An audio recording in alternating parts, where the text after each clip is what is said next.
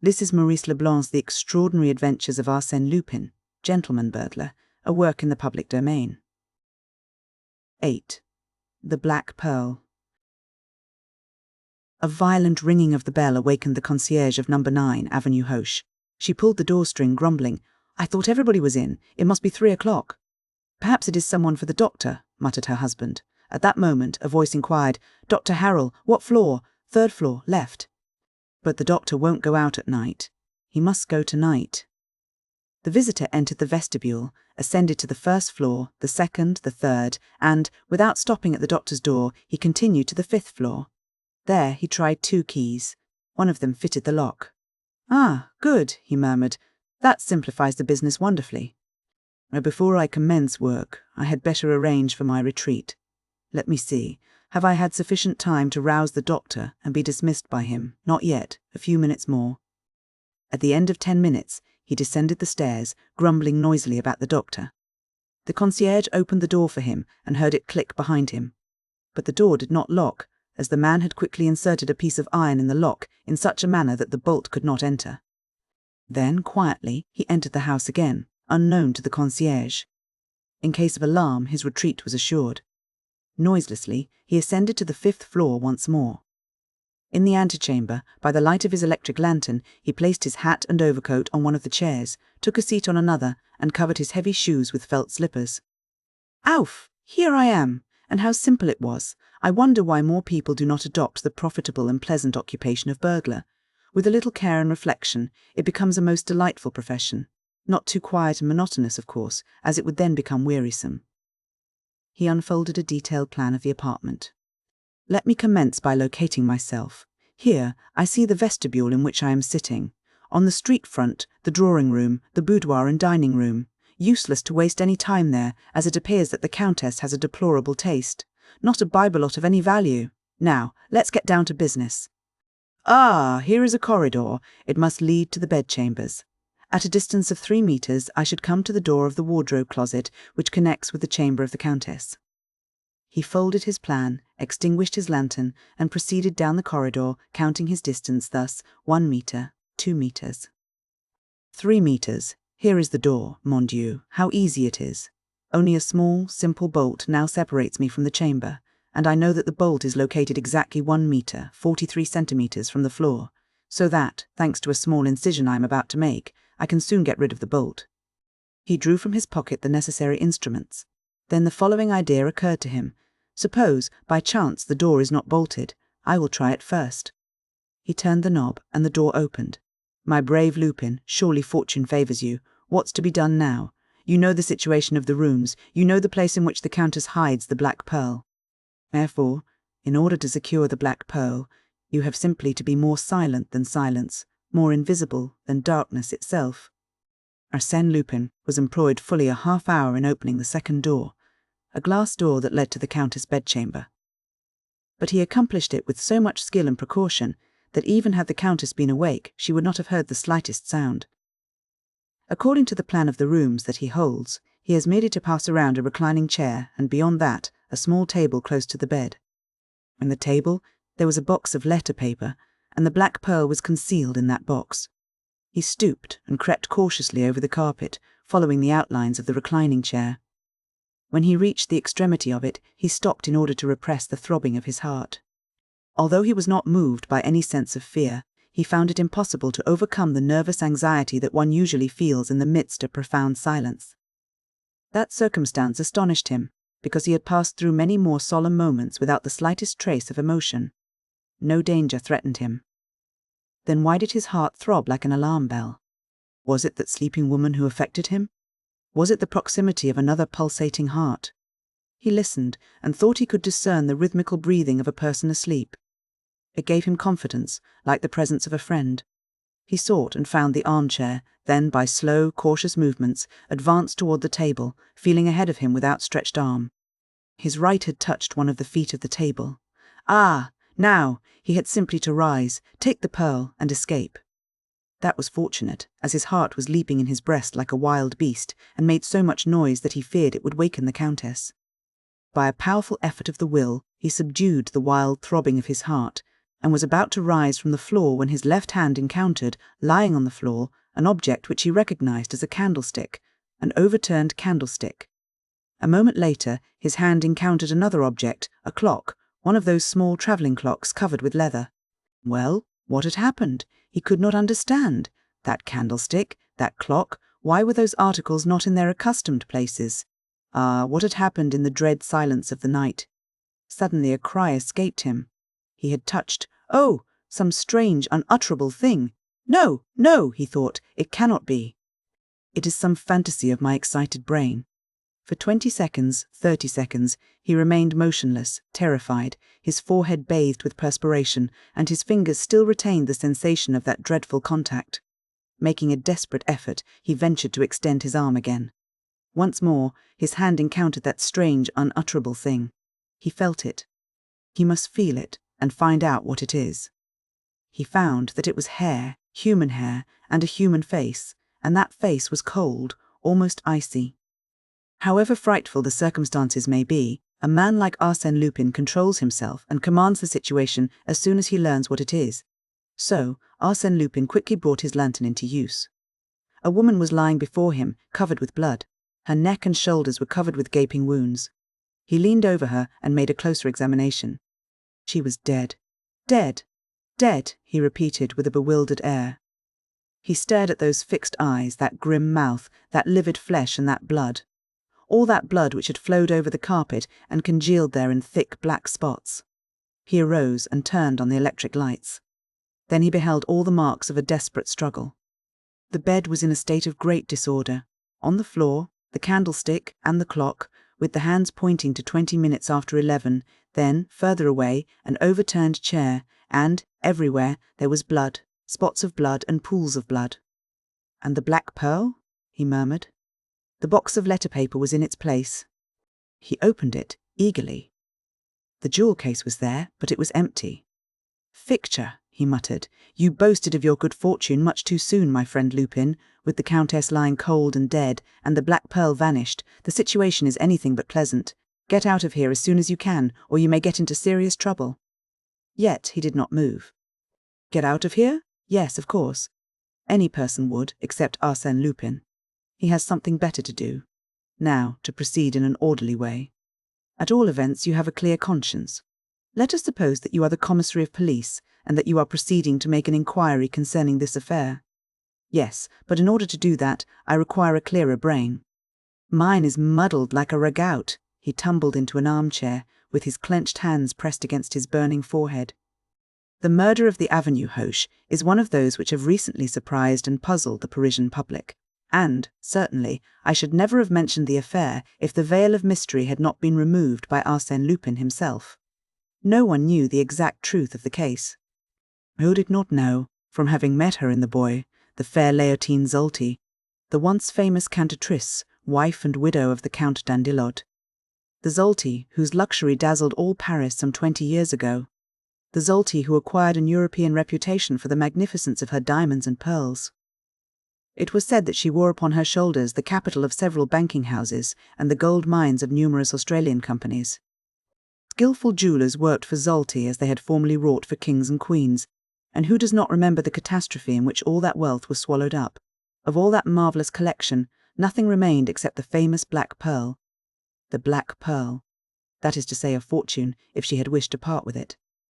But she preferred to keep it, to live in a commonplace apartment with her companion, her cook, and a manservant, rather than sell that inestimable jewel. There was a reason for it, a reason she was not afraid to disclose. The black pearl was the gift of an emperor.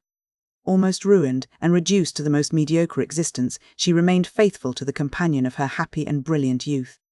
And the black pearl never left her possession. She wore it during the day, and at night concealed it in a place known to her alone. All these facts, being republished in the columns of the public press, served to stimulate curiosity, and, strange to say but quite obvious to those who have the key to the mystery, the arrest of the presumed assassin only complicated the question and prolonged the excitement. 2 days later, the newspapers published the following item. Information has reached us of the arrest of Victor Danègre, the servant of the Countess d'Andilot. The evidence against him is clear and convincing. On the silken sleeve of his liveried waistcoat, which Chief Detective Dudouis found in his garret between the mattresses of his bed, several spots of blood were discovered. In addition, a cloth-covered button was missing from that garment, and this button was found beneath the bed of the victim.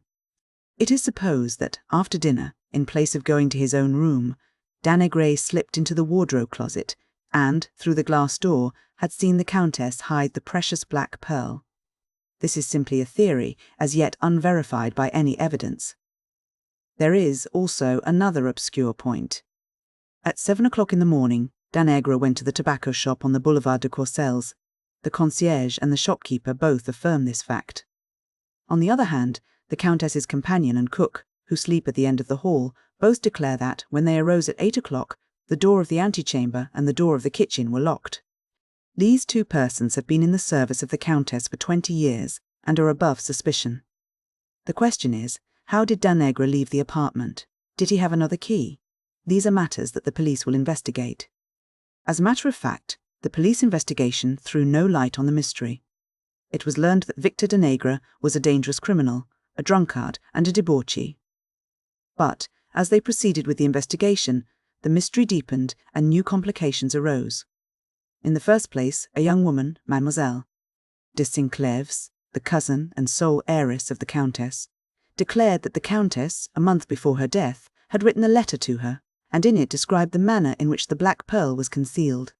The letter disappeared the day after she received it. Who had stolen it? Again, the concierge related how she had opened the door for a person who had inquired for Dr. Harrel. On being questioned, the doctor testified that no one had rung his bell. Then, who was that person? An accomplice? The theory of an accomplice was thereupon adopted by the press and public, and also by Ganimard, the famous detective. "Lupin is at the bottom of this affair," he said to the judge. "Bah!" exclaimed the judge. "You have Lupin on the brain. You see him everywhere." "I see him everywhere because he is everywhere." "Say rather that you see him every time you encounter something you cannot explain. Besides, you overlook the fact that the crime was committed at 20 minutes past 11 in the evening, as is shown by the clock, while the nocturnal visit, mentioned by the concierge, occurred at 3 o'clock in the morning. Officers of the law frequently form a hasty conviction as to the guilt of a suspected person, and then distort all subsequent discoveries to conform to their established theory. The deplorable antecedents of Victor Danègre, habitual criminal, drunkard and rake, influenced the judge, and despite the fact that nothing new was discovered in corroboration of the early clues, his official opinion remained firm and unshaken. He closed his investigation, and, a few weeks later, the trial commenced. It proved to be slow and tedious. The judge was listless, and the public prosecutor presented the case in a careless manner. Under those circumstances, Danègre's counsel had an easy task. He pointed out the defects and inconsistencies of the case for the prosecution, and argued that the evidence was quite insufficient to convict the accused. Who had made the key, the indispensable key without which Danègre, on leaving the apartment, could not have locked the door behind him? Who had ever seen such a key, and what had become of it? Who had seen the assassin's knife, and where is it now? In any event, argued the prisoner's counsel, the prosecution must prove, beyond any reasonable doubt, that the prisoner committed the murder. The prosecution must show that the mysterious individual who entered the house at 3 o'clock in the morning is not the guilty party. To be sure, the clock indicated 11 o'clock. But what of that? I contend that proves nothing. The assassin could turn the hands of the clock to any hour he pleased, and thus deceive us in regard to the exact hour of the crime. Victor Danègre was acquitted. He left the prison on Friday, about dusk in the evening, weak and depressed by his 6 months' imprisonment. The inquisition, the solitude, the trial, the deliberations of the jury, combined to fill him with a nervous fear.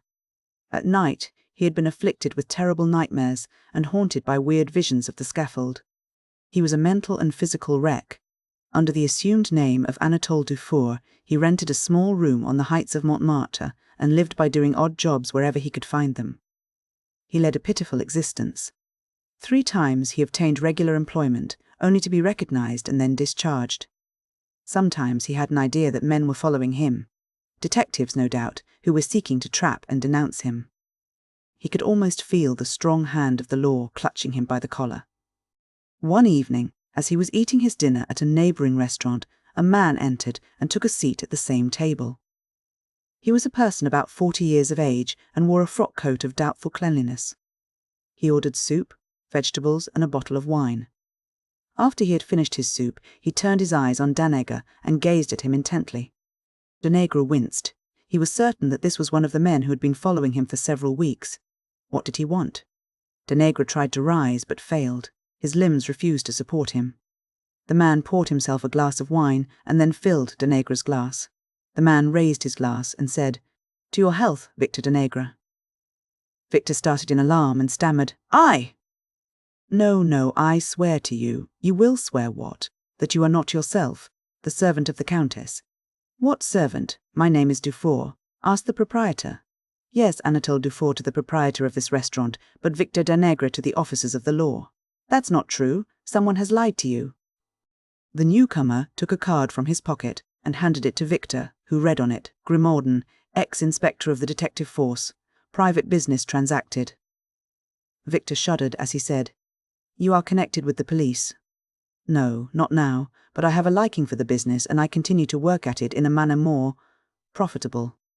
From time to time I strike upon a golden opportunity, such as your case presents." "My case?" "Yes, yours. I assure you it is a most promising affair, provided you are inclined to be reasonable." "But if I am not reasonable?" "Oh, my good fellow, you are not in a position to refuse me anything I may ask." "What is it?" "You want?" stammered Victor fearfully. "Well, I will inform you in a few words. I am sent by Mademoiselle de Sinclèves, the heiress of the Countess d'Andelot." "What for? To recover the black pearl?" "Black pearl? That you stole. But I haven't got it. You have it. If I had, then I would be the assassin." "You are the assassin." Danègre showed a forced smile. "Fortunately for me, monsieur, the Assize Court was not of your opinion." The jury returned an unanimous verdict of acquittal, and when a man has a clear conscience and 12 good men in his favour, the ex-inspector seized him by the arm and said, "No fine phrases, my boy. Now, listen to me and weigh my words carefully. You will find they are worthy of your consideration. Now, Danègre, 3 weeks before the murder, you abstracted the cook's key to the servant's door and had a duplicate key made by a locksmith named Outard, 244 Rue Oberkampf." "It's a lie. It's a lie," growled Victor. "No person has seen that key." "There is no such key. Here it is." After a silence, Grimorden continued, "You killed the Countess with a knife purchased by you at the Bazaar de la République on the same day as you ordered the duplicate key. It has a triangular blade with a groove running from end to end." "That is all nonsense. You are simply guessing at something you don't know. No one ever saw the knife." "Here it is." Victor Danègre recoiled. The ex-inspector continued, "There are some spots of rust upon it. Shall I tell you how they came there?" "Well, you have a key and a knife. Who can prove that they belong to me?" "The locksmith and the clerk from whom you bought the knife." "I have already refreshed their memories, and, when you confront them, they cannot fail to recognize you." His speech was dry and hard, with a tone of firmness and precision. Danègre was trembling with fear, and yet he struggled desperately to maintain an air of indifference. "Is that all the evidence you have?" "Oh, no, not at all. I have plenty more. For instance, after the crime, you went out the same way you had entered. But, in the centre of the wardrobe room, being seized by some sudden fear, you leaned against the wall for support." "How do you know that?" "No one could know such a thing," argued the desperate man. "The police know nothing about it, of course. They never think of lighting a candle and examining the walls. But if they had done so, they would have found on the white plaster a faint red spot, quite distinct, however, to trace in it the imprint of your thumb which you had pressed against the wall while it was wet with blood. Now, as you are well aware, under the Bertillon system, thumb marks are one of the principal means of identification." Victor Danègre was livid. Great drops of perspiration rolled down his face and fell upon the table. He gazed with a wild look at the strange man who had narrated the story of his crime as faithfully as if he had been an invisible witness to it.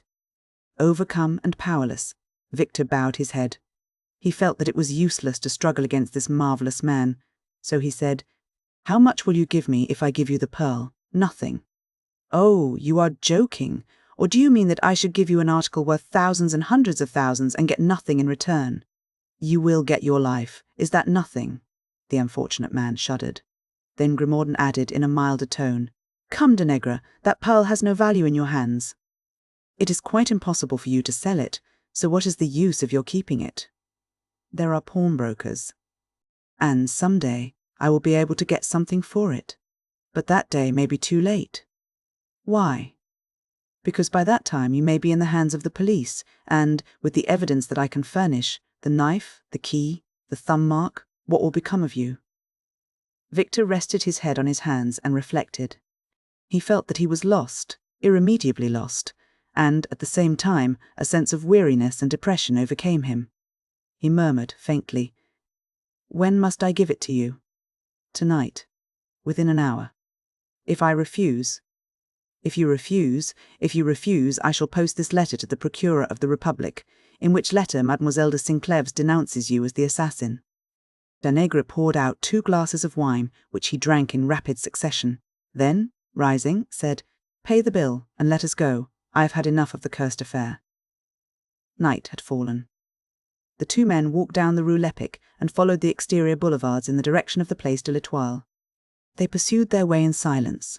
Victor had a stooping carriage and a dejected face. When they reached the Parc Monceau, he said, "We are near the house." "Parbleu, you only left the house once before your arrest, and that was to go to the tobacco shop." "Here it is," said Danègre in a dull voice. They passed along the garden wall of the Countess' house and crossed a street on a corner of which stood the tobacco shop. A few steps further on, Danègre stopped. His limbs shook beneath him, and he sank to a bench. "Well, what now?" demanded his companion. "It is there. Where? Come now, no nonsense. There, in front of us. Where? Between 2 paving stones." "Which? Look for it. Which stones?" Victor made no reply. "Ah, I see," exclaimed Grimaudan. "You want me to pay for the information. No. But I am afraid I will starve to death. So? That is why you hesitate. Well, I'll not be hard on you. How much do you want?" "Enough to buy a steerage pass to America." "All right. And 100 francs to keep me until I get work there." "You shall have 200. Now, speak." "Count the paving stones to the right from the sewer hole. The Pearl is between the 12th and 13th. "In the gutter?" "Yes, close to the sidewalk." Grimaudan glanced around to see if anyone were looking. Some tramcars and pedestrians were passing, but, bah, they will not suspect anything. He opened his pocket-knife and thrust it between the 12th and 13th stones. "And if it is not there," he said to Victor, "it must be there, unless someone saw me stoop down and hide it." Could it be possible that the Black Pearl had been cast into the mud and filth of the gutter to be picked up by the first comer? The Black Pearl, a fortune. "How far down?" he asked. "About 10 centimetres. He dug up the wet earth. The point of his knife struck something. He enlarged the hole with his finger. Then he abstracted the Black Pearl from its filthy hiding place. "Good. Here are your 200 francs. I will send you the ticket for America." And the following day, this article was published in the Echo de France and was copied by the leading newspapers throughout the world. Yesterday, the famous Black Pearl came into the possession of Arsène Lupin, who recovered it from the murderer of the Countess d'Andilot. In a short time, facsimiles of that precious jewel will be exhibited in London, St. Petersburg, Calcutta, Buenos Aires, and New York.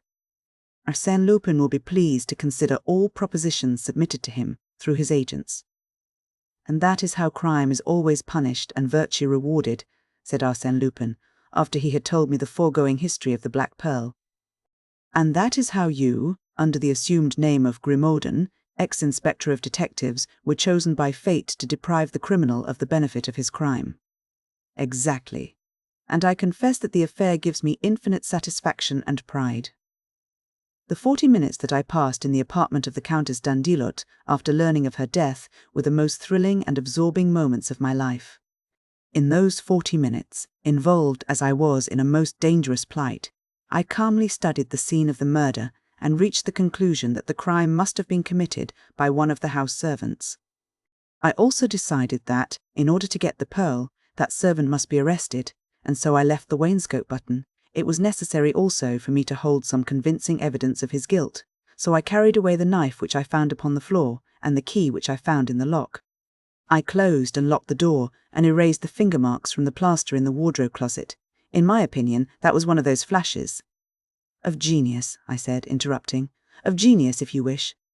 But I flatter myself it would not have occurred to the average mortal. To frame, instantly, the 2 elements of the problem, an arrest and an acquittal, to make use of the formidable machinery of the law to crush and humble my victim, and reduce him to a condition in which, when free, he would be certain to fall into the trap I was laying for him. Oh, poor devil, do you say? Victor de Negri the assassin. He might have descended to the lowest depths of vice and crime if he had retained the Black Pearl. Now he lives. Think of that, Victor de Negri is alive. And you have the Black Pearl. He took it out of one of the secret pockets of his wallet, examined it, gazed at it tenderly, and caressed it with loving fingers, and sighed as he said, "What cold Russian prince, what vain and foolish Raja may some day possess this priceless treasure? Or perhaps some American millionaire is destined to become the owner of this morsel of exquisite beauty that once adorned the fair bosom of Leontine Zalti, the Countess d'Andilot." 9. Sherlock Holmes arrives too late. It is really remarkable, Valmont, what a close resemblance you bear to Arsène Lupin. How do you know?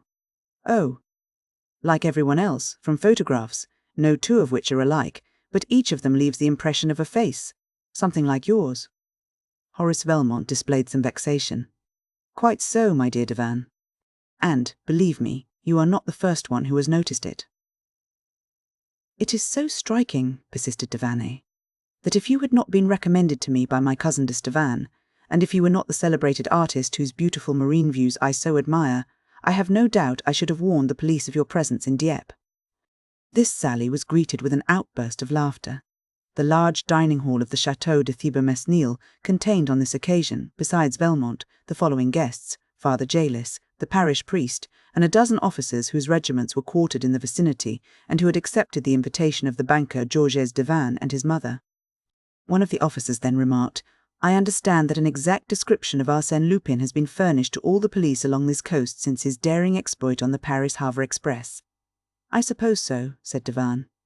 "That was 3 months ago, and a week later I made the acquaintance of our friend Valmont at the casino, and, since then, he has honoured me with several visits, an agreeable preamble to a more serious visit that he will pay me one of these days, or rather one of these nights." This speech evoked another round of laughter, and the guests then passed into the ancient Hall of the Guards, a vast room with a high ceiling, which occupied the entire lower part of the Tour Guillaume, William's Tower, and wherein Georges Devan had collected the incomparable treasures which the lords of Thibes-Mesnil had accumulated through many centuries. It contained ancient chests, credences, andirons, and chandeliers. The stone walls were overhung with magnificent tapestries.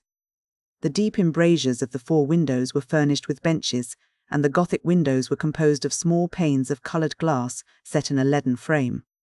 Between the door and the window to the left stood an immense bookcase of Renaissance style, on the pediment of which, in letters of gold, was the word Thibes-Mesnil, and, below it, the proud family device, Fais ce que vogue, do what thou wishest. When the guests had lighted their cigars, Devan resumed the conversation. "And remember, Valmont, you have no time to lose. In fact, tonight is the last chance you will have." "How so?" asked the painter, who appeared to regard the affair as a joke. Devan was about to reply, when his mother mentioned to him to keep silent, but the excitement of the occasion and a desire to interest his guests urged him to speak. "Bah," he murmured, "I can tell it now. It won't do any harm." The guest drew closer, and he commenced to speak with the satisfied air of a man who has an important announcement to make. "Tomorrow afternoon at 4 o'clock, Sherlock Holmes, the famous English detective, for whom such a thing as mystery does not exist, Sherlock Holmes, the most remarkable solver of enigmas the world has ever known, that marvellous man who would seem to be the creation of a romantic novelist, Sherlock Holmes will be my guest." Immediately, Devan was the target of numerous eager questions. Is Sherlock Holmes really coming? Is it so serious as that? Is Arsène Lupin really in this neighbourhood? Arsène Lupin and his band are not far away. Besides the robbery of the Baron Cahorn, he is credited with the thefts at Montigny, Gruchet, and Crasville. And now it is my turn. Has he sent you a warning, as he did to Baron Cahorn? "No," replied Devan. "He can't work the same trick twice." "What then?" "I will show you." He rose, and pointing to a small empty space between the 2 enormous folios on one of the shelves of the bookcase, he said, "There used to be a book there, a book of the 16th century, entitled Chronique de Thibes-Mesnil, which contained the history of the castle since its construction by Duke Rollo on the site of a former feudal fortress. There were 3 engraved plates in the book, one of which was a general view of the whole estate, another the plan of the buildings, and the third. I call your attention to it particularly.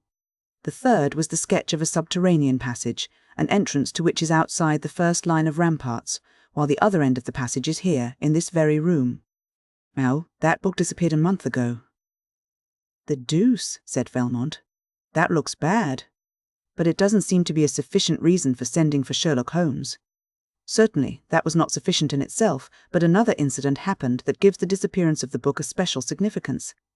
There was another copy of this book in the National Library at Paris, and the 2 books differed in certain details relating to the subterranean passage. For instance, each of them contained drawings and annotations, not printed, but written in ink and more or less effaced. I knew those facts, and I knew that the exact location of the passage could be determined only by a comparison of the 2 books. Now, the day after my book disappeared, the book was called for in the National Library by a reader who carried it away, and no one knows how the theft was effected. The guests uttered many exclamations of surprise. Certainly, the affair looks serious, said one. Well, the police investigated the matter and, as usual, discovered no clue whatever. They never do when Arsène Lupin is concerned in it. Exactly, and so I decided to ask the assistance of Sherlock Holmes, who replied that he was ready and anxious to enter the lists with Arsène Lupin. What glory for Arsène Lupin, said Valmont. But if our national thief, as they call him, has no evil designs on your castle, Sherlock Holmes will have his trip in vain. There are other things that will interest him, such as the discovery of the subterranean passage. But you told us that one end of the passage was outside the ramparts and the other was in this very room. Yes, but in what part of the room? The line which represents the passage on the charts ends here, with a small circle marked with the letters D, which no doubt stand for Tour Guillaume. But the tower is round, and who can tell the exact spot at which the passage touches the tower? Devanne lighted a second cigar and poured himself a glass of Benedictine. His guests pressed him with questions, and he was pleased to observe the interest that his remarks had created. Then he continued. The secret is lost. No one knows it. The legend is to the effect that the former lords of the castle transmitted the secret from father to son on their deathbeds, until Geoffroy, the last of the race, was beheaded during the Revolution in his 19th year. That is over a century ago. Surely someone has looked for it since that time? Yes, but they failed to find it. After I purchased the castle, I made a diligent search for it, but without success. You must remember that this tower is surrounded by water and connected with the castle only by a bridge. Consequently, the passage must be underneath the old moat. The plan that was in the book in the National Library showed a series of stairs with a total of 48 steps, which indicates a depth of more than 10 meters. You see, the mystery lies within the walls of this room, and yet I dislike to tear them down. Is there nothing to show where it is? Nothing. Mon, Devanne, we should turn our attention to the 2 quotations, suggested Father Jealous. Oh, exclaimed Mon, Devanne, laughing, our worthy father is fond of reading memoirs and delving into the musty archives of the castle. Everything relating to Thibermesnil interests him greatly, but the quotations that he mentions only serve to complicate the mystery. He has read somewhere that 2 kings of France have known the key to the puzzle. 2 kings of France? Who were they? Henry IV and Louis XVI. And the legend runs like this. On the eve of the Battle of Arques, Henry IV spent the night in this castle. At 11 o'clock in the evening, Louise de Tancarville, the prettiest woman in Normandy, was brought into the castle through the subterranean passage by Duke Edgard, who, at the same time, informed the king of the secret passage. Afterward, the king confided the secret to his minister Sully, who, in turn, relates the story in his book, Royales Economies d'État, without making any comment upon it, but linking with it this incomprehensible sentence, turn one eye on the bee that shakes, the other eye will lead to God. After a brief silence, Valmont laughed and said, Certainly, it doesn't throw a dazzling light upon the subject. No, but Father Jealous claims that Sully concealed the key to the mystery in this strange sentence, in order to keep the secret from the secretaries to whom he dictated his memoirs. That is an ingenious theory, said Valmont. Yes, and it may be nothing more. I cannot see that it throws any light on the mysterious riddle. And was it also to receive the visit of a lady that Louis XVI caused the passage to be opened? I don't know, said Maud. Devanne. All I can say is that the king stopped here one night in 1784, and that the famous iron casket found in the Louvre contained a paper bearing these words in the king's own writing. Fiber mis nil 34 11. Horace Velmont laughed heartily and exclaimed, "At last! And now that we have the magic key, where is the man who can fit it to the invisible lock?" "Laugh as much as you please, monsieur," said Father Jalis, "but I am confident the solution is contained in those 2 sentences, and some day we will find a man able to interpret them." "Sherlock Holmes is the man," said Mon. Devanne. "Unless Arsène Lupin gets ahead of him. What is your opinion, Velmont?" Velmont arose, placed his hand on Devanne's shoulder, and declared, "I think that the information furnished by your book and the book of the National Library was deficient in a very important detail which you have now supplied. I thank you for it." "What is it?" "The missing key. Now that I have it, I can go to work at once," said Velmont. "Of course, without losing a minute," said Devanne, smiling. "Not even a second," replied Velmont. "Tonight, before the arrival of Sherlock Holmes, I must plunder your castle." "You have no time to lose. Oh, by the way, I can drive you over this evening." "To Dieppe?" "Yes. I am going to meet Monsieur and Madame Dandrel and a young lady of their acquaintance who are to arrive by the midnight train." Then, addressing the officers, Devanne added, "Gentlemen, I shall expect to see all of you at breakfast tomorrow." The invitation was accepted. The company dispersed, and a few moments later Devanne and Velmont were speeding toward Dieppe in an automobile. Devanne dropped the artist in front of the casino and proceeded to the railway station. At 12 o'clock, his friends alighted from the train. A half-hour later, the automobile was at the entrance to the castle. At 1 o'clock, after a light supper, they retired. The lights were extinguished, and the castle was enveloped in the darkness and silence of the night. The moon appeared through a rift in the clouds and filled the drawing-room with its bright white light. But only for a moment. Then the moon again retired behind its ethereal draperies, and darkness and silence reigned supreme. No sound could be heard, save the monotonous ticking of the clock. It struck 2, and then continued its endless repetitions of the seconds. Then, 3 o'clock. Suddenly, something clicked, like the opening and closing of a signal disc that warns the passing train. A thin stream of light flashed to every corner of the room, like an arrow that leaves behind it a trail of light. It shot forth from the central fluting of a column that supported the pediment of the bookcase. It rested for a moment on the panel opposite, like a glittering circle of burnished silver, then flashed in all directions like a guilty eye that scrutinizes every shadow. It disappeared for a short time, but burst forth again as a whole section of the bookcase revolved on a pivot and disclosed a large opening like a vault. A man entered, carrying an electric lantern. He was followed by a second man who carried a coil of rope and various tools. The leader inspected the room, listened a moment, and said, "Call the others."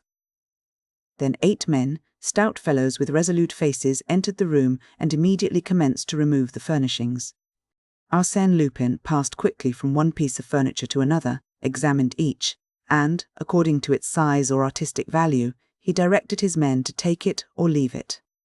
If ordered to be taken, it was carried to the gaping mouth of the tunnel and ruthlessly thrust into the bowels of the earth. Such was the fate of 6 armchairs, 6 small Louis Pomplay, chairs, a quantity of Aubusson tapestries, some candelabra, paintings by Fragonard and Nattier, a bust by Houdon, and some statuettes. Sometimes Lupin would linger before a beautiful chest or a superb picture, and sigh, "That is too heavy, too large." What a pity! In 40 minutes the room was dismantled, and it had been accomplished in such an orderly manner and with as little noise as if the various articles had been packed and wadded for the occasion. Lupin said to the last man who departed by way of the tunnel, "You need not come back. You understand that as soon as the autovan is loaded, you are to proceed to the Grange at Roquefort. But you, patron, leave me the motorcycle." When the man had disappeared, Arsène Lupin pushed the section of the bookcase back into its place, carefully effaced the traces of the men's footsteps, raised a portière, and entered a gallery, which was the only means of communication between the tower and the castle. In the centre of this gallery there was a glass cabinet which had attracted Lupin's attentions. It contained a valuable collection of watches, snuff-boxes, rings, chatelaines, and miniatures of rare and beautiful workmanship. He forced the lock with a small jimmy and experienced a great pleasure in handling those gold and silver ornaments, those exquisite and delicate works of art. He carried a large linen bag, specially prepared for the removal of such knickknacks. He filled it. Then he filled the pockets of his coat, waistcoat, and trousers. And he was just placing over his left arm a number of pearl reticules when he heard a slight sound. He listened. No, he was not deceived. The noise continued. Then he remembered that, at one end of the gallery, there was a stairway leading to an unoccupied apartment, but which was probably occupied that night by the young lady whom Monet Devanne had brought from Dieppe with his other visitors.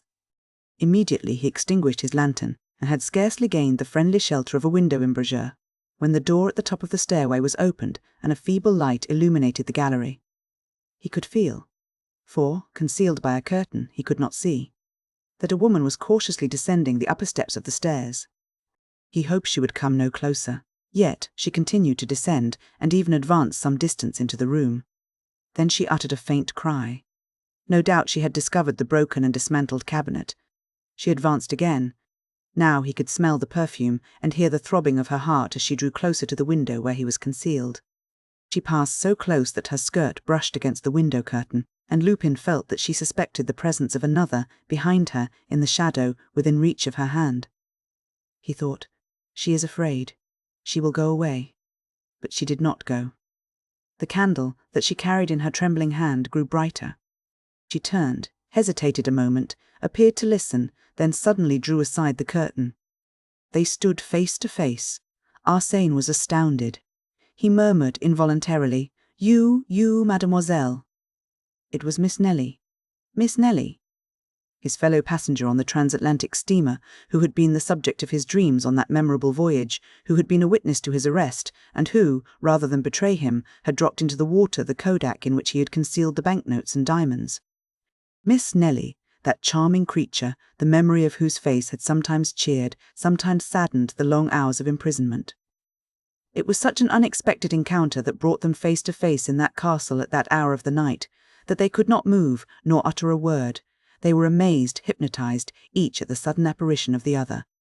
Trembling with emotion, Miss Nelly staggered to a seat. He remained standing in front of her. Gradually, he realized the situation and conceived the impression he must have produced at that moment with his arms laden with knickknacks and his pockets and a linen sack overflowing with plunder. He was overcome with confusion, and he actually blushed to find himself in the position of a thief caught in the act. To her, henceforth, he was a thief, a man who puts his hand in another's pocket, who steals into houses and robs people while they sleep. A watch fell upon the floor, then another. These were followed by other articles which slipped from his grasp one by one. Then, actuated by a sudden decision, he dropped the other articles into an armchair, emptied his pockets and unpacked his sack. He felt very uncomfortable in Nelly's presence and stepped toward her with the intention of speaking to her, but she shuddered, rose quickly and fled toward the salon. The portière closed behind her. He followed her. She was standing trembling and amazed at the sight of the devastated room. He said to her, at once, "Tomorrow, at 3 o'clock, everything will be returned. The furniture will be brought back." She made no reply, so he repeated, "I promise it. Tomorrow, at 3 o'clock. Nothing in the world could induce me to break that promise. Tomorrow, at 3 o'clock." Then followed a long silence that he dared not break, whilst the agitation of the young girl caused him a feeling of genuine regret. Quietly, without a word, he turned away, thinking, "I hope she will go away. I can't endure her presence." But the young girl suddenly spoke and stammered, "Listen, footsteps, I hear someone." He looked at her with astonishment. She seemed to be overwhelmed by the thought of approaching peril. "I don't hear anything," he said, "but you must go, you must escape. Why should I go?" "Because you must. Oh, do not remain here another minute. Go." She ran, quickly, to the door leading to the gallery and listened. No, there was no one there. Perhaps the noise was outside. She waited a moment, then returned reassured. But Arsène Lupin had disappeared. As soon as Devanne was informed of the pillage of his castle, he said to himself, "It was Velmont who did it, and Velmont is Arsène Lupin." That theory explained everything, and there was no other plausible explanation. And yet the idea seemed preposterous. It was ridiculous to suppose that Velmont was anyone else than Velmont, the famous artist and club fellow of his cousin d'Estevan. So, when the captain of the gendarmes arrived to investigate the affair, Devanne did not even think of mentioning his absurd theory. Throughout the forenoon there was a lively commotion at the castle. The gendarmes, the local police, the chief of police from Dieppe, the villagers, all circulated to and fro in the halls, examining every nook and corner that was open to their inspection. And the approach of the manoeuvring troops, the rattling fire of the musketry, added to the picturesque character of the scene. The preliminary search furnished no clue. Neither the doors nor windows showed any signs of having been disturbed. Consequently, the removal of the goods must have been effected by means of the secret passage. Yet, there were no indications of footsteps on the floor, nor any unusual marks upon the walls. Their investigations revealed, however, one curious fact that denoted the whimsical character of Arsène Lupin. The famous chronique of the 16th century had been restored to its accustomed place in the library, and, beside it, there was a similar book, which was none other than the volume stolen from the National Library. At 11 o'clock the military officers arrived. Devanne welcomed them with his usual gaiety, for, no matter how much chagrin he might suffer from the loss of his artistic treasures, his great wealth enabled him to bear his loss philosophically. His guests, Monsieur and Madame Dandrel and Miss Nelly, were introduced, and it was then noticed that one of the expected guests had not arrived. It was Horace Velmont. Would he come? His absence had awakened the suspicions of Devanne. But at 12 o'clock he arrived. Devanne exclaimed, "Ah, here you are! Why am I not punctual?" asked Velmont. "Yes, and I am surprised that you are, after such a busy night. I suppose you know the news?" "What news?" "You have robbed the castle." "Nonsense," exclaimed Velmont, smiling. "Exactly as I predicted, but first escort Miss Underdown to the dining room. Mademoiselle, allow me." He stopped, as he remarked the extreme agitation of the young girl. Then, recalling the incident, he said, "Ah, of course you met Arsène Lupin on the steamer before his arrest, and you are astonished at the resemblance." "Is that it?" She did not reply. Velmont stood before her, smiling. He bowed. She took his proffered arm. He escorted her to her place and took his seat opposite her. During the breakfast, the conversation related exclusively to Arsène Lupin, the stolen goods, the secret passage, and Sherlock Holmes. It was only at the close of the repast, when the conversation had drifted to other subjects, that Velmont took any part in it. Then he was, by turns, amusing and grave, talkative and pensive, and all his remarks seemed to be directed to the young girl. But she, quite absorbed, did not appear to hear them. Coffee was served on the terrace overlooking the Court of Honour and the flower garden in front of the principal façade. The regimental band played on the lawn, and scores of soldiers and peasants wandered through the park. Miss Nelly had not forgotten for one moment Lupin's solemn promise: "Tomorrow, at 3 o'clock, everything will be returned." At 3 o'clock. And the hands of the great clock in the right wing of the castle now marked 20 minutes to 3. In spite of herself, her eyes wandered to the clock every minute. She also watched Velmont, who was calmly swinging to and fro in a comfortable rocking chair. 10 minutes to 3. 5 minutes to 3. Point Nelly was impatient and anxious. Was it possible that Arsène Lupin would carry out his promise at the appointed hour, when the castle, the courtyard, and the park were filled with people, and at the very moment when the officers of the law were pursuing their investigations? And yet, though Arsène Lupin had given her his solemn promise, "It will be exactly as he said," thought she.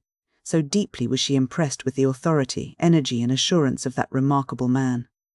To her, it no longer assumed the form of a miracle, but, on the contrary, a natural incident that must occur in the ordinary course of events. She blushed and turned her head. 3 o'clock. The great clock struck slowly. 1, 2, 3. Horace Velmont took out his watch, glanced at the clock, then returned the watch to his pocket. A few seconds passed in silence, and then the crowd in the courtyard parted to give passage to 2 wagons that had just entered the park gate, each drawn by 2 horses. They were army wagons, such as are used for the transportation of provisions, tents, and other necessary military stores. They stopped in front of the main entrance, and a commissary sergeant leaped from one of the wagons and inquired for Devanne. A moment later, that gentleman emerged from the house, descended the steps, and, under the canvas covers of the wagons, beheld his furniture, pictures and ornaments carefully packaged and arranged. When questioned, the sergeant produced an order that he had received from the officer of the day. By that order, The 2nd Company of the 4th Battalion were commanded to proceed to the crossroads of Halle in the Forest of Arcs, gather up the furniture and other articles deposited there, and deliver same to Monsieur Georges Devanne, owner of the Thibermesnil Castle, at 3 o'clock. Signed, Colonel Bouvel. At the crossroads, explained the sergeant, we found everything ready, lying on the grass, guarded by some passers-by. It seemed very strange, but the order was imperative. One of the officers examined the signature. He declared it a forgery, but a clever imitation. The wagons were unloaded, and the goods restored to their proper places in the castle. During this commotion, Nellie had remained alone at the extreme end of the terrace, absorbed by confused and distracted thoughts. Suddenly, she observed Velmont approaching her. She would have avoided him, but the balustrade that surrounded the terrace cut off her retreat. She was cornered. She could not move. A gleam of sunshine, passing through the scant foliage of a bamboo, lighted up her beautiful golden hair. Someone spoke to her in a low voice. "Have I not kept my promise?" Arsène Lupin stood close to her. No one else was near. He repeated in a calm, soft voice, "Have I not kept my promise?" He expected a word of thanks, or at least some slight movement that would betray her interest in the fulfillment of his promise. But she remained silent. Her scornful attitude annoyed Arsène Lupin, and he realized the vast distance that separated him from Miss Nellie, now that she had learned the truth. He would gladly have justified himself in her eyes, or at least pleaded extenuating circumstances, but he perceived the absurdity and futility of such an attempt. Finally, dominated by a surging flood of memories, he murmured, "Ah! How long ago that was. You remember the long hours on the deck of the Provence. Then you carried a rose in your hand, a white rose like the one you carry today. I asked you for it. You pretended you did not hear me. After you had gone away, I found the rose, forgotten no doubt, and I kept it." She made no reply. "She seemed to be far away," he continued. "In memory of those happy hours, forget what you have learned since. Separate the past from the present. Do not regard me as the man you saw last night, but look at me, if only for a moment, as you did in those far-off days when I was Bernard d'Andrézy for a short time. Will you, please?" She raised her eyes and looked at him as he had requested. Then, without saying a word, she pointed to a ring he was wearing on his forefinger. Only the ring was visible, but the setting, which was turned toward the palm of his hand, consisted of a magnificent ruby. Arsène Lupin blushed. The ring belonged to Georges Devanne. He smiled bitterly and said, "You are right. Nothing can be changed. Arsène Lupin is now and always will be Arsène Lupin. To you, he cannot be even so much as a memory. Pardon me, I should have known that any attention I may now offer you is simply an insult. Forgive me." He stepped aside, hat in hand. Nellie passed before him. He was inclined to detain her and beseech her forgiveness. But his courage failed, and he contented himself by following her with his eyes, as he had done when she descended the gangway to the pier at New York. She mounted the steps leading to the door and disappeared within the house. He saw her no more. A cloud obscured the sun. Arsène Lupin stood watching the imprints of her tiny feet in the sand. Suddenly he gave a start. Upon the box which contained the bamboo, beside which Nellie had been standing, he saw the rose, the white rose which he had desired but dared not ask for. Forgotten, no doubt, it also. But how, designedly or through distraction? He seized it eagerly. Some of its petals fell to the ground. He picked them up, one by one, like precious relics. "Come," he said to himself, "I have nothing more to do here. I must think of my safety before Sherlock Holmes arrives." The park was deserted, but some gendarmes were stationed at the park gate. He entered a grove of pine trees, leaped over the wall, and, as a short cut to the railroad station, followed a path across the fields. After walking about 10 minutes, he arrived at a spot where the road grew narrower and ran between two steep banks. In this ravine, he met a man travelling in the opposite direction. It was a man about 50 years of age, tall, smooth-shaven, and wearing clothes of a foreign cut. He carried a heavy cane, and a small satchel was strapped across his shoulder. When they met, the stranger spoke, with a slight English accent. "Excuse me, monsieur. Is this the way to the castle?"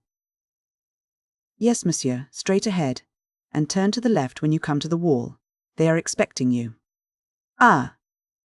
Yes, my friend Devanne told us last night that you were coming, and I am delighted to be the first to welcome you. Sherlock Holmes has no more ardent admirer than myself." There was a touch of irony in his voice that he quickly regretted, for Sherlock Holmes scrutinized him from head to foot with such a keen, penetrating eye that Arsène Lupin experienced the sensation of being seized, imprisoned, and registered by that look more thoroughly and precisely than he had ever been by a camera. "My negative is taken now," he thought, "and it will be useless to use a disguise with that man. He would look right through it. But I wonder, has he recognized me?" They bowed to each other as if about to part, but at that moment they heard a sound of horses' feet, accompanied by a clinking of steel.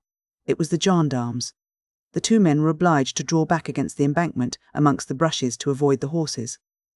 The gendarmes passed by, but as they followed each other at a considerable distance, they were several minutes in doing so. And Lupin was thinking, "It all depends on that question, has he recognized me? If so, he will probably take advantage of the opportunity. It is a trying situation." When the last horseman had passed, Sherlock Holmes stepped forth and brushed the dust from his clothes.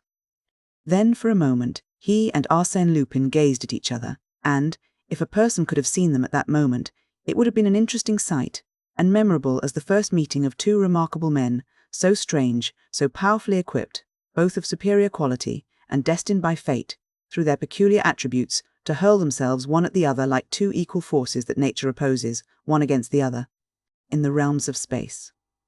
Then the Englishman said, "Thank you, monsieur."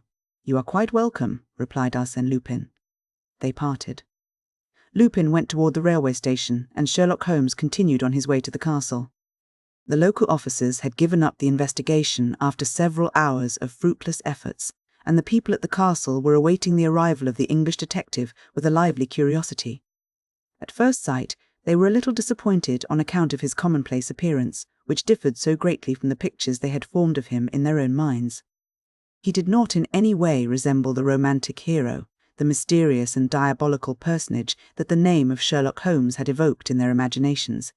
However, Monet Devan exclaimed with much gusto, "Ah, monsieur, you are here. I am delighted to see you. It is a long-deferred pleasure.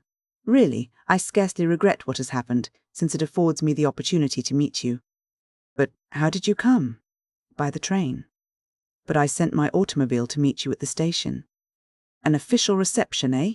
With music and fireworks?" "Oh no, not for me. That is not the way I do business," grumbled the Englishman. This speech disconcerted Devanne, who replied with a forced smile, "Fortunately, the business has been greatly simplified since I wrote to you." "In what way?" "The robbery took place last night. If you had not announced my intended visit, it is probable the robbery would not have been committed last night." "When, then? Tomorrow, or some other day?" "And in that case, Lupin would have been trapped," said the detective. "And my furniture would not have been carried away? Ah, but my goods are here. They were brought back at 3 o'clock. By Lupin, by 2 army wagons." Sherlock Holmes put on his cap and adjusted his satchel. Devan exclaimed anxiously, "But, monsieur, what are you going to do?" "I am going home." "Why?" "Your goods have been returned. Arsène Lupin is far away. There is nothing for me to do." "Yes, there is. I need your assistance. What happened yesterday may happen again tomorrow, as we do not know how he entered, or how he escaped, or why, a few hours later, he returned the goods."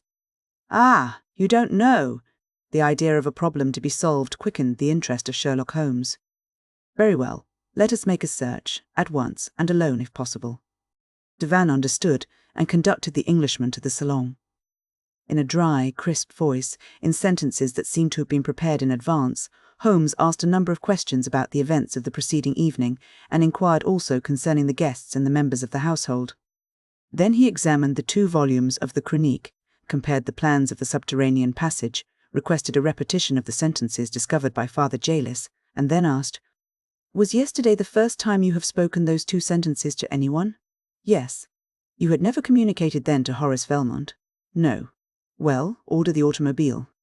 "I must leave in an hour." "In an hour?" "Yes, within that time, Arsène Lupin solved the problem that you placed before him."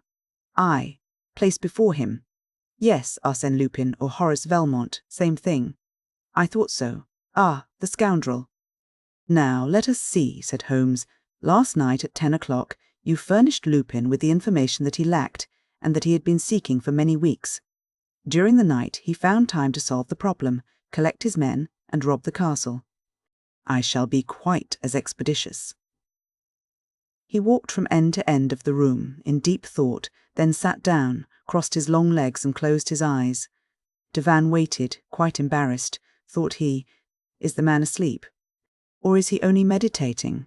However, he left the room to give some orders, and when he returned he found the detective on his knees, scrutinizing the carpet at the foot of the stairs in the gallery.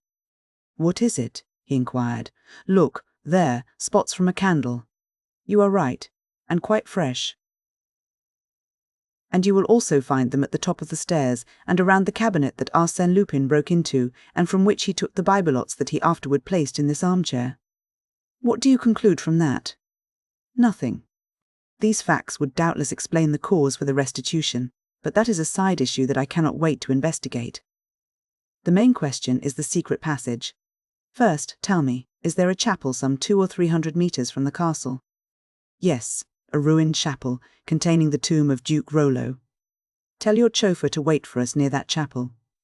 "My chauffeur hasn't returned. If he had, they would have informed me. Do you think the secret passage runs to the chapel?" "What reason have—" "I would ask you, monsieur," interrupted the detective, "to furnish me with a ladder and a lantern." "What? Do you require a ladder and a lantern?" "Certainly, or I shouldn't have asked for them." Devanne, somewhat disconcerted by this crude logic, rang the bell. The two articles were given with the sternness and precision of military commands.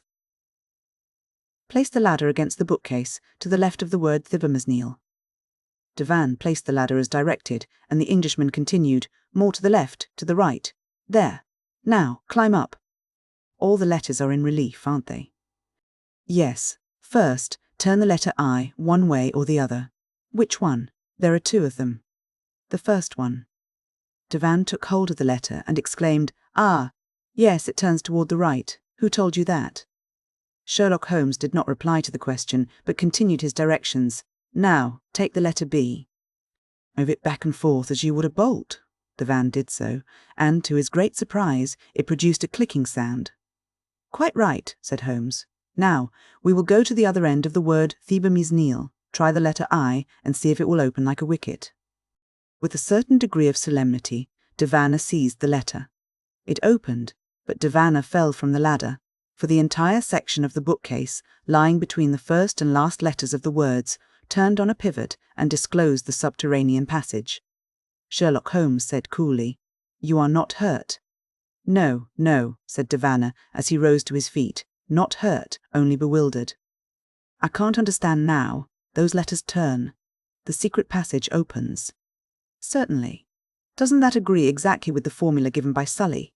Turn one eye on the bee that shakes, the other eye will lead to God." "But Louis XVI?" asked Devanne. "Louis XVI was a clever locksmith. I have read a book he wrote about combination locks. It was a good idea on the part of the owner of Thibermesnil to show His Majesty a clever bit of mechanism. As an aid to his memory, the king wrote 3, 4, 11, that is to say the 3rd, 4th and 11th letters of the word." "Exactly. I understand that. It explains how Lupin got out of the room, but it does not explain how he entered." "And it is certain he came from the outside." Sherlock Holmes lighted his lantern and stepped into the passage. "Look, all the mechanism is exposed here like the works of a clock, and the reverse side of the letters can be reached. Lupin worked the combination from this side, that is all." "What proof is there of that? Proof? Why, look at that puddle of oil. Lupin foresaw that the wheels would require oiling. Did he know about the other entrance?" "As well as I know it," said Holmes. "Follow me." "Into that dark passage? Are you afraid?" "No. But are you sure you can find the way out?" "With my eyes closed." At first, they descended 12 steps, then 12 more, and, farther on, 2 other flights of 12 steps each. Then they walked through a long passageway, the brick walls of which showed the marks of successive restorations and, in spots, were dripping with water. The earth, also, was very damp. "We are passing under the pond," said Devanne, somewhat nervously. At last, they came to a stairway of 12 steps, followed by 3 others of 12 steps each, which they mounted with difficulty, and then found themselves in a small cavity cut in the rock. They could go no further. "The deuce!" muttered Holmes. "Nothing but bare walls. This is provoking." "Let us go back," said Devanne. I have seen enough to satisfy me." But the Englishman raised his eye and uttered a sigh of relief. There, he saw the same mechanism and the same word as before. He had merely to work the 3 letters. He did so, and a block of granite swung out of place. On the other side, this granite block formed the tombstone of Duke Rollo, and the word Fiber Mesnil was engraved on it in relief. Now, they were in the little ruined chapel, and the detective said, "The other eye leads to God, that means to the chapel." "It is marvellous," exclaimed Devanna, amazed at the clairvoyance and vivacity of the Englishman. "Can it be possible that those few words were sufficient for you?" "Bah!" declared Holmes. "They weren't even necessary." In the chart in the book of the National Library, the drawing terminates at the left, as you know, in a circle, and at the right, as you do not know, in a cross. Now, that cross must refer to the chapel in which we now stand. Poor Devanne could not believe his ears. It was all so new, so novel to him. He exclaimed, "It is incredible, miraculous, and yet of a childish simplicity. How is it that no one has ever solved the mystery?" "Because no one has ever united the essential elements, that is to say, the 2 books and the 2 sentences. No one, but Arsène Lupin and myself." "But Father Jalis and I knew all about those things, and, likewise," Holmes smiled and said, "Monsieur Devanne, everybody cannot solve riddles. I have been trying for 10 years to accomplish what you did in 10 minutes. Bah, I am used to it." They emerged from the chapel and found an automobile. "Ah, there's an auto waiting for us." "Yes, it is mine," said Devanne. "Yours? You said your chauffeur hadn't returned." They approached the machine and Mon. Devanne questioned the chauffeur, "Edouard, who gave you orders to come here?" "Why, it was Monsieur Velmont." "Mon. Velmont? Did you meet him?" "Near the railway station, and he told me to come to the chapel." "To come to the chapel? What for?" "To wait for you, monsieur, and your friend." Devanne and Holmes exchanged looks, and Mon, Devanne said, "He knew the mystery would be a simple one for you. It is a delicate compliment." A smile of satisfaction lighted up the detective's serious features for a moment. The compliment pleased him. He shook his head as he said, "A clever man." "I knew that when I saw him." "Have you seen him?" "I met him a short time ago, on my way from the station." "And you knew it was Horace Velmont, I mean Arsène Lupin?" "That is right. I wonder how it came." "No, but I supposed it was, from a certain ironical speech he made." "And you allowed him to escape?" "Of course I did." "And yet I had everything on my side, such as 5 gendarmes who passed us." "Sacre bleu!" cried Devanne. "You should have taken advantage of the opportunity." "Really, monsieur," said the Englishman haughtily, "when I encounter an adversary like Arsène Lupin, I do not take advantage of chance opportunities, I create them." But time pressed, and since Lupin had been so kind as to send the automobile, they resolved to profit by it. They seated themselves in the comfortable limousine. Edouard took his place at the wheel, and away they went toward the railway station. Suddenly, Devanne's eyes fell upon a small package in one of the pockets of the carriage. "Ah, what is that? A package? Whose is it? Why, it is for you." "For me?" "Yes, it is addressed Sherlock Holmes from Arsène Lupin." The Englishman took the package, opened it, and found that it contained a watch. "Ah!" he exclaimed with an angry gesture. "A watch," said Devanne. "How did it come there?" The detective did not reply. "Oh, it is your watch! Arsène Lupin returns your watch, but in order to return it he must have taken it. Ah, I see. He took your watch. That is a good one." Sherlock Holmes' watch stolen by Arsène Lupin. "Mon Dieu, that is funny. Really, you must excuse me. I can't help it," he roared with laughter, unable to control himself. After which he said in a tone of earnest conviction, "A clever man indeed." The Englishman never moved a muscle.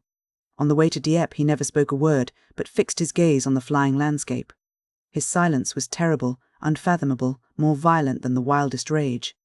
At the railway station he spoke calmly, but in a voice that impressed one with the vast energy and will power of that famous man. He said, "Yes, he is a clever man, but some day I shall have the pleasure of placing on his shoulder the hand I now offer to you, Monsieur Devanne, and I believe that Arsène Lupin and Sherlock Holmes will meet again some day. Yes, the world is too small. We will meet, we must meet, and then—" The further startling and thrilling adventures of Arsène Lupin will be found in the book entitled Arsène Lupin vs. Sherlock Holmes,